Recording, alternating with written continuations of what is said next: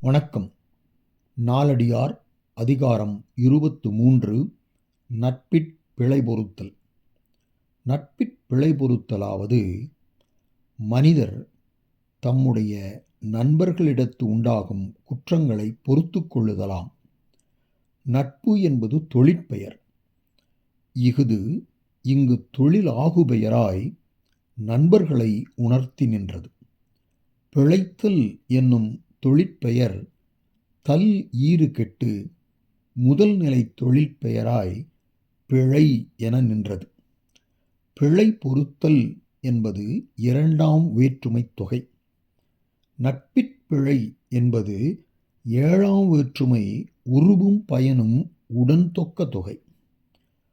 ஒருவர் மற்றொருவரை ஆராய்ந்து நல்லார் எனத் தேர்ந்து நண்பராகக் கொள்ளினும் அவரால் பொறுக்கப்படும் சில குற்றங்களை சில நேரங்களில் தவறிச் செய்துவிடுதலும் கூடும். அவ்வாறு அவர் செய்த குற்றங்களை பொறுத்து கொள்ளுதல் அவரோடு நட்பு கொண்டார்க்கு கடமையாம். ஆதலின் நட்பாராய்தல் என்னும் அதிகாரத்தின் பின் இவ்வதிகாரம் அமைக்கப்பட்டது.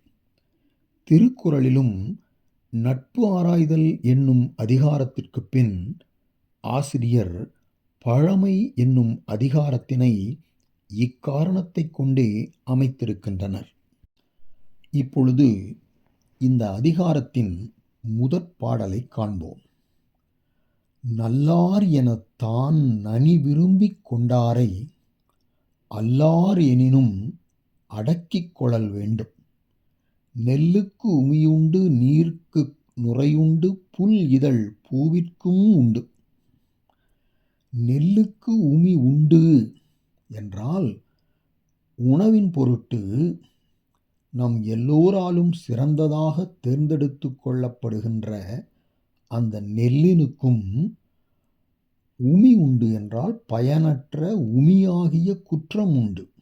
நெல்லுக்கு உமி உண்டு, நீர்க்கு நுரை உண்டு. நீரின்றமையாது உலகு எனின் யார் யார்க்கும் வானின்று அமையாது ஒழுக்கு என்று எல்லோராலும் மிக முக்கியமாக தேர்ந்தெடுத்து கொள்ளப்படுகின்ற நீருக்கும் நுரை உண்டு. நுரையாகிய குற்றம் உளதாம். பூவிற்கும் புல் இதழுண்டு. புல்லிதழ் பூவிற்கும் உண்டு.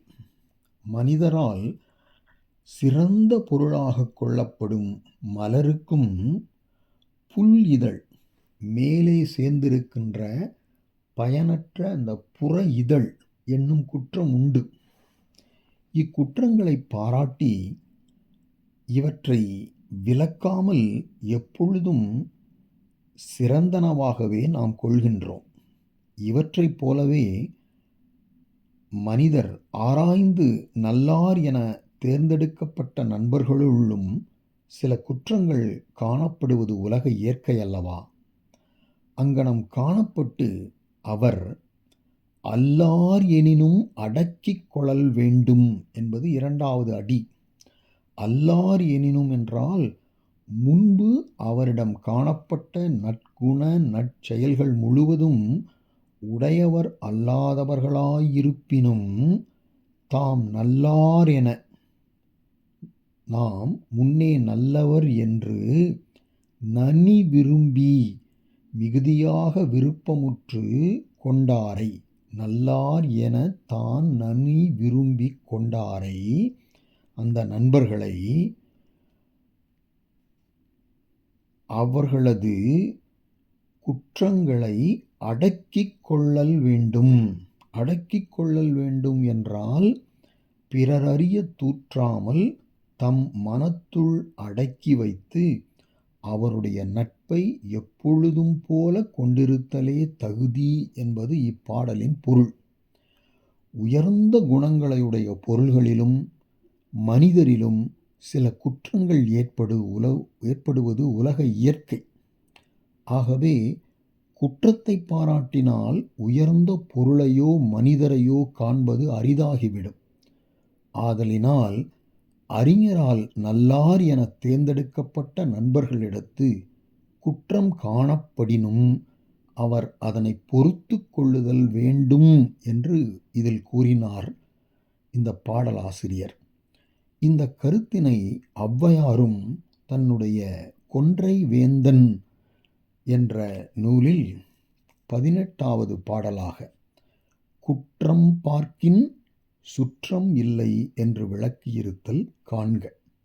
இப்பொழுது இந்த அருமையான பாடலை மீண்டும் ஒரு முறை படித்துப் பார்ப்போம். நல்லார் எனத் தான் நனி விரும்பிக் கொண்டாரை அல்லார் எனினும் அடக்கிக் கொளல் வேண்டும். நெல்லுக் குமியுண்டு நீர்க்கு நுரையுண்டு புல்லிதழ் பூவிற்கும் உண்டு.